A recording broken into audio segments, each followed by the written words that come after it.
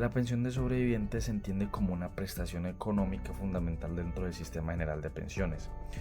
Su concepto radica principalmente en garantizar la protección económica del núcleo familiar de una persona que fallece, sea afiliado al sistema o ya pensionado. En esencia se busca mitigar el impacto económico que puede causar la pérdida de un ser querido, quien probablemente era la fuente principal de ingresos de la familia. De esta manera, la pensión de sobrevivientes se erige como un mecanismo de seguridad social que promueve la estabilidad y el bienestar para aquellas personas que dependían del causante. ¿Quién puede ser beneficiario a la pensión de sobrevivientes?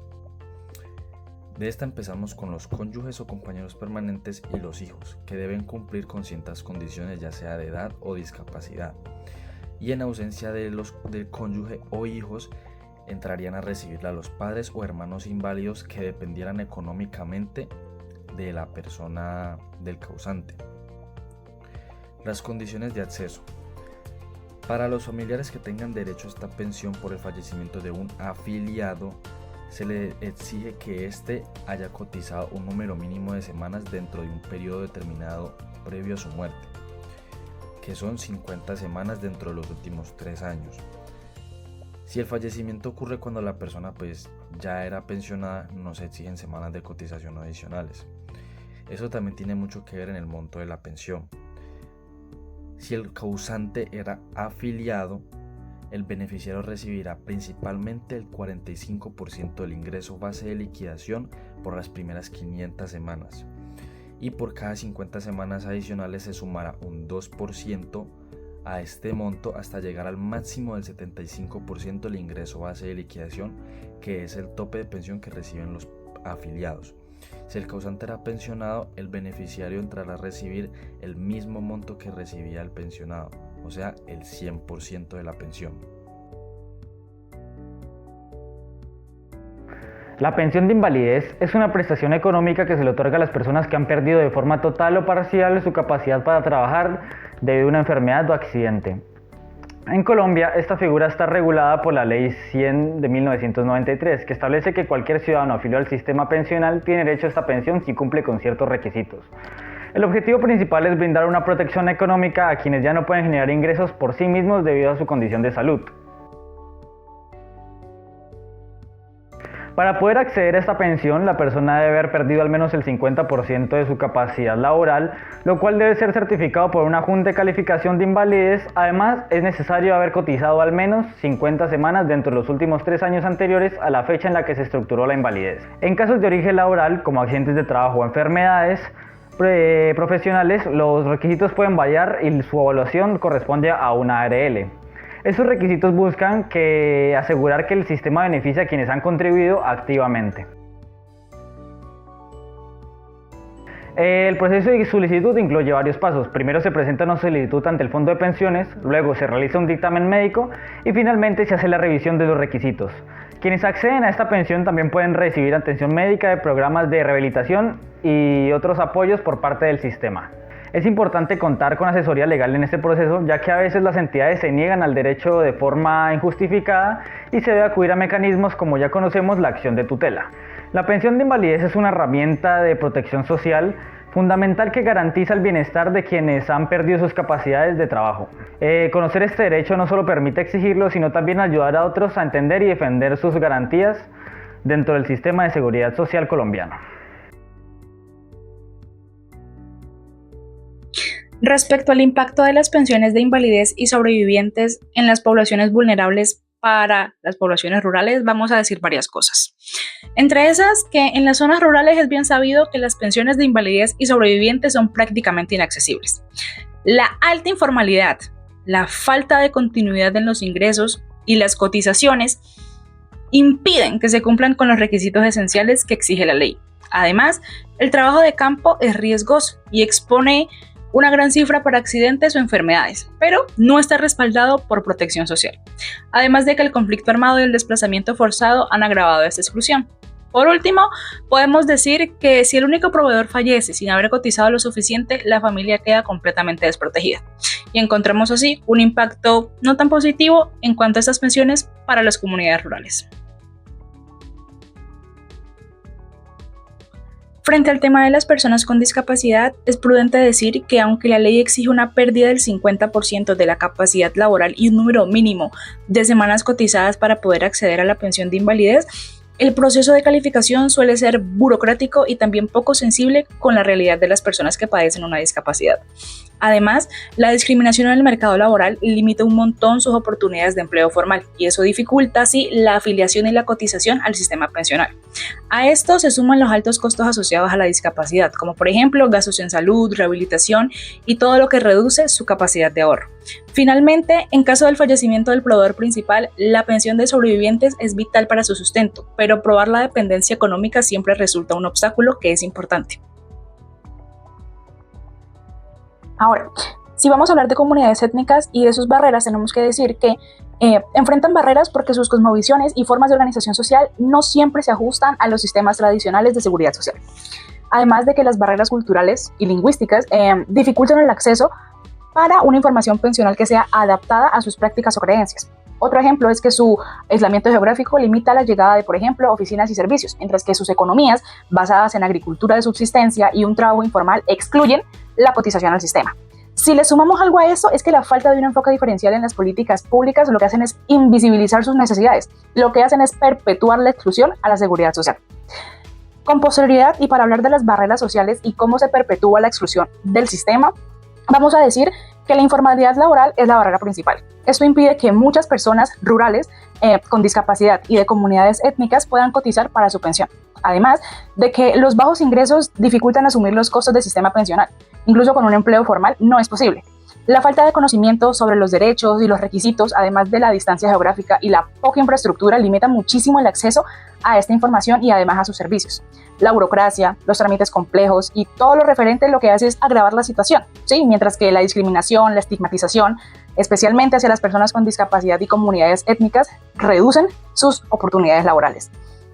Finalmente, para este punto, podemos decir que la ausencia de un enfoque diferencial real en las políticas públicas lo que hace es mantener esas poblaciones marginadas. ¿Frente a qué? Frente al sistema pensional. ¿Quién queda por fuera del sistema y por qué? Bueno, quedan por fuera del sistema pensional colombiano, regulado por la Ley 100 de 1993, quienes no cumplen con los requisitos mínimos de cotización y edad establecidos en la norma. Esto incluye principalmente a los trabajadores informales, pues al no tener un contrato formal no aportan a la seguridad social. Y cabe resaltar que es una mayoría significativa, especialmente en zonas rurales. Además, aquellas zonas que tienen bastante presencia de vendedores ambulantes también entran aquí. Quedan excluidos además las personas que tienen ingresos muy bajos, que aún en la formalidad pueden enfrentar la imposibilidad de cotizar debido a la carga económica o a salarios que no permiten una pensión digna. Las trayectorias laborales intermitentes también son un factor clave y son muy frecuentes en el sector rural y en empleos temporales, generando así lagunas que impiden cumplir con las semanas requeridas. Otro punto muy importante es que las mujeres dedicadas al cuidado no remunerado, especialmente en comunidades con roles de género tradicionales, no tienen un reconocimiento pensional, a pesar de que están contribuyendo a la comunidad vitalmente. Los campesinos sin vínculo laboral y las comunidades étnicas con economías basadas en actividades no formalizadas tampoco cotizan al sistema. Y por último, las personas con discapacidad severa desde temprana edad, al no poder integrarse al mercado laboral formal, difícilmente acumulan las semanas necesarias para poder acceder a una pensión de invalidez.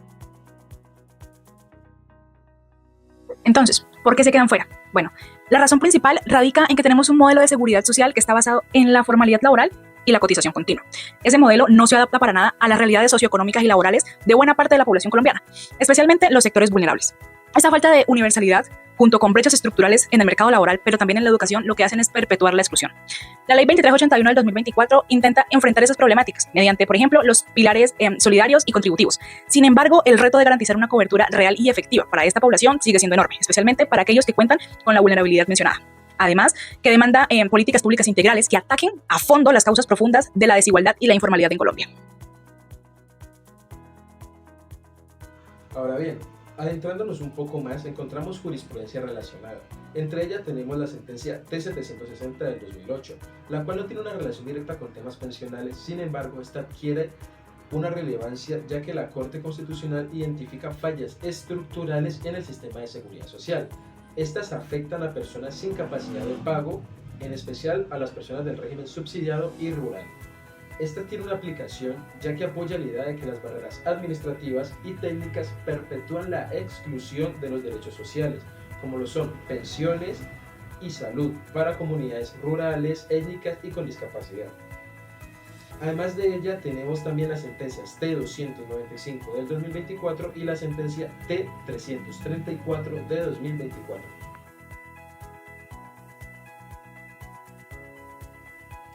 Cuando hablamos de las pensiones de invalidez y sobrevivientes, la doctrina nacional insiste en que no deben ser vistas únicamente como prestaciones económicas, sino como parte del derecho fundamental a la seguridad social, el cual tiene una función protectora y redistributiva.